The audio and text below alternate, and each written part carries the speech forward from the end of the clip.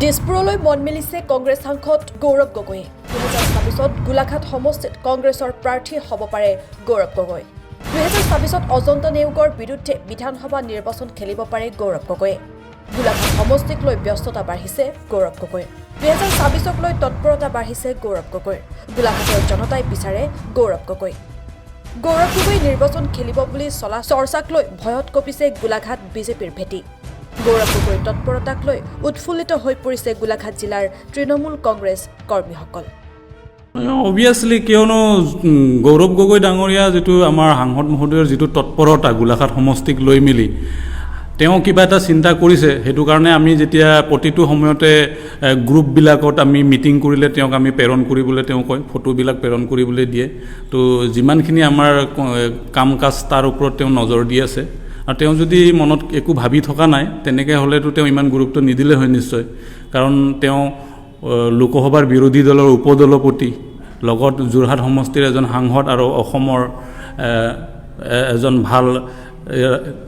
নেতা হিচাপে এটা সমষ্টিক লৈ তেওঁ ইমান ব্যস্ততা দেখুৱাটোত আমি নিশ্চয় তেওঁৰ পৰা আমি এটা ইংগিত পাইছোঁ তেওঁ 26ৰ কাৰণে গোলাঘাটৰ পৰা কিবা এটা চিন্তা কৰিছে অবভিয়াছলি আৰু আমি গৌৰৱ গগৈৰ নেতৃত্বতে ইতিমধ্যে কামবিলাক কৰি আছোঁ গৌৰৱ গগৈ খেলিব বুলি আমি ৰাইজক কৈ আছোঁ আৰু গৌৰৱ গগৈ ডাঙৰীয়াও তেওঁকো আমি অনুৰোধ জনাইছোঁ আৰু তেওঁ হয়তো মনে মনে কিবা এটা ভবা কাৰণে তেওঁ আমাক সাংগঠনিক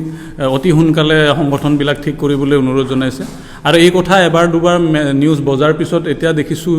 আমাৰ বিজেপি দলৰ মানুহখিনিৰ মাজতো ভয় শংকা হৈছে গোলাঘাট জিলাত আমি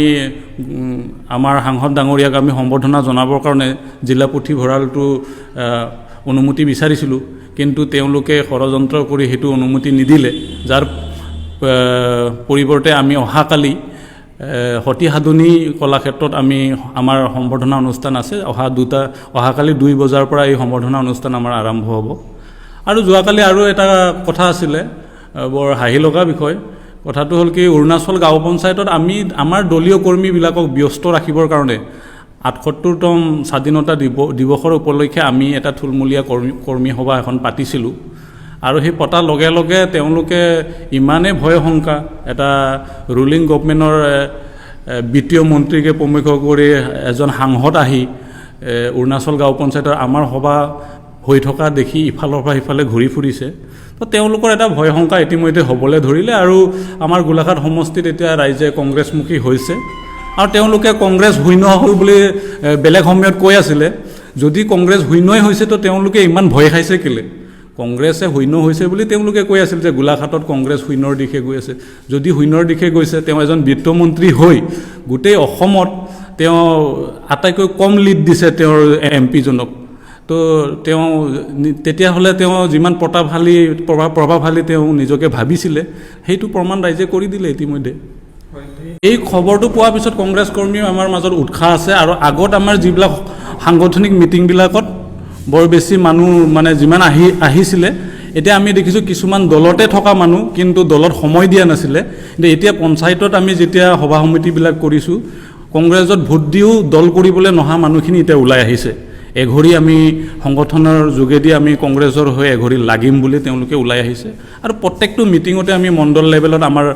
মানুহ আমি এতিয়া ভিৰ পাইছোঁ প্ৰত্যেকটো মিটিঙত একেবাৰে কৰ্মী সভা এখন পাতিলেও 50-60 জন মানুহ আমি পাই আছোঁ সেইটো এটা হয় গৌৰৱ গগৈ ডাঙৰীয়াৰ যিটো জনপ্ৰিয়তা এতিয়া ক'বলৈ গ'লে অসম বুলি ক'লে হয় শিল্পী হিচাপে জুবিন গাৰ্গতকৈ বেছি আমি ক'ব নোৱাৰোঁ কিন্তু নৱপ্ৰজন্মৰ হাৰ্টথ্ৰব বুলি ক'লে শিল্পী হিচাপে জুবিন গাৰ্গ যিটো সাংস্কৃতিকৰ আৰু ৰাজনীতিকৰ হাৰ্টথ্ৰব বুলি ক'লে এতিয়া গোটেই অসমত গৌৰৱ গগৈ আমাৰ সাংসদ তেওঁ হৈ পৰিছে সেই গতিকে ৰাজনীতিকৰ হাৰ্টথ্ৰব বুলি ক'লে যুৱ প্ৰজন্মৰ গৌৰৱ গগৈ হয় আৰু তেওঁৰ কথা শুনাৰ লগে লগে এতিয়া নৱপ্ৰজন্ম অহাকালি আমাৰ প্ৰায় ৰতনপুৰ পঞ্চায়তৰ পৰা আৰু 60 জনমান যুৱকে জইন কৰিব আৰু তাৰ 2-3 দিন পিছতে আমাৰ গমাৰি ব্লকৰ অন্তৰতে 2টামান পঞ্চায়তত আমাৰ জইনিং প্ৰগ্ৰাম আছে তো আমাৰ মাজত এতিয়া ৰাইজে আহিবলৈ ধৰিছে আৰু ৰাইজে আমাক আঁকোৱালি লৈছে বিজেপিৰ যিখিনি ভুল নীতি তাক তেওঁলোকে বুজি পাইছে সেইখিনি নিউজ ডেস্ক সৰুপথাৰ প্লাছ